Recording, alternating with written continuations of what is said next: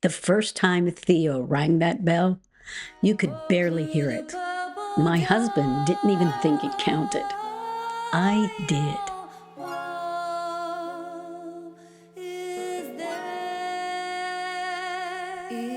I'm Kathryn Gorham with Purple Door Entrepreneur, serving conscious entrepreneurs.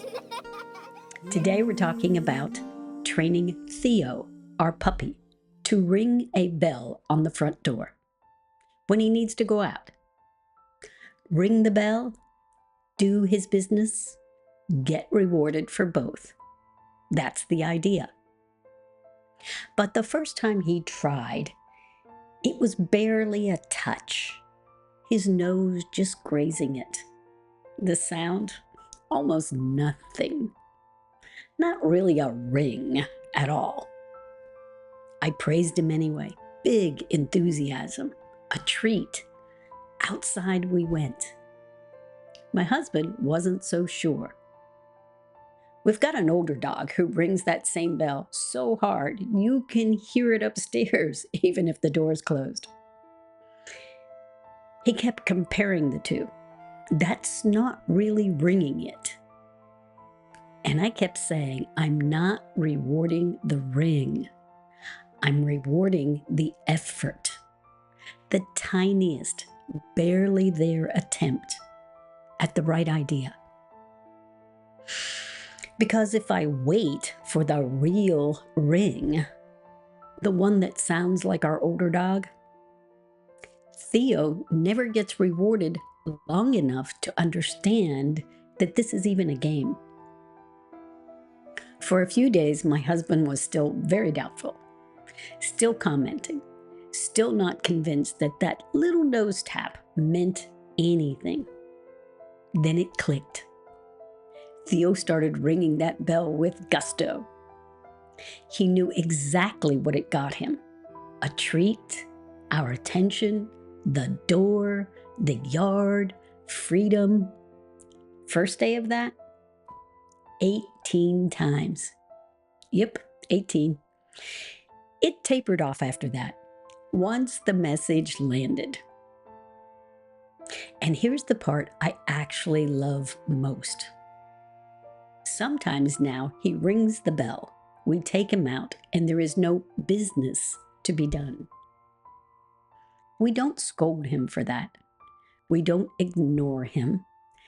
We don't get short with it. We take him out. We reward the ring every time. We've just evolved it a little. If there is no business, we do a little training instead.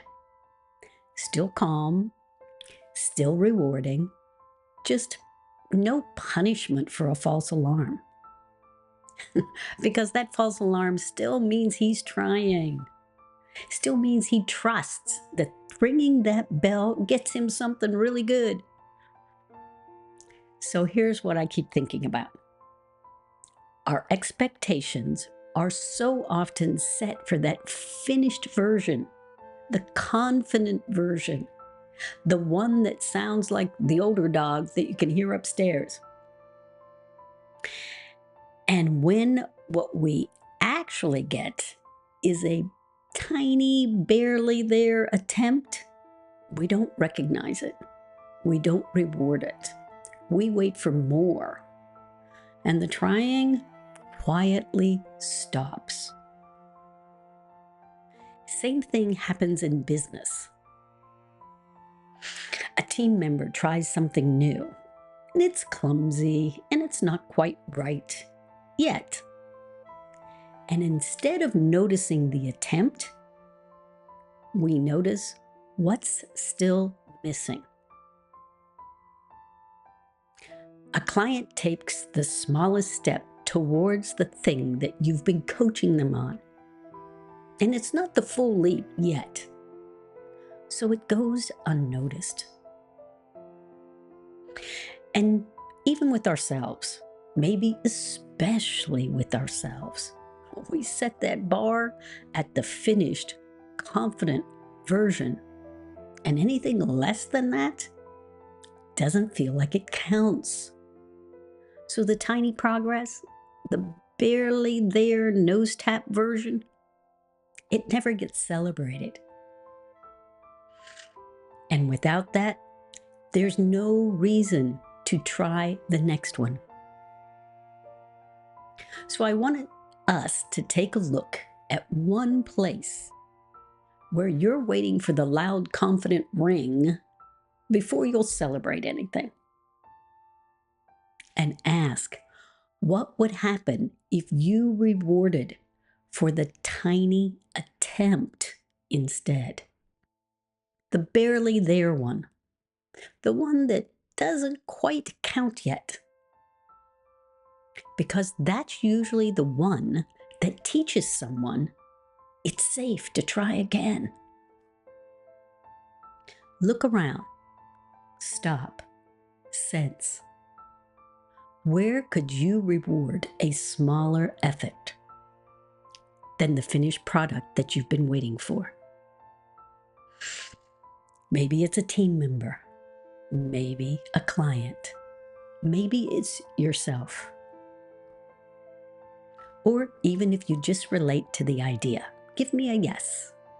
Show up, even a little, and reward yourself for trying. Put it in the comments. I'm Kathryn Gorham with Purple Door Entrepreneur, serving conscious entrepreneurs. How can I help you?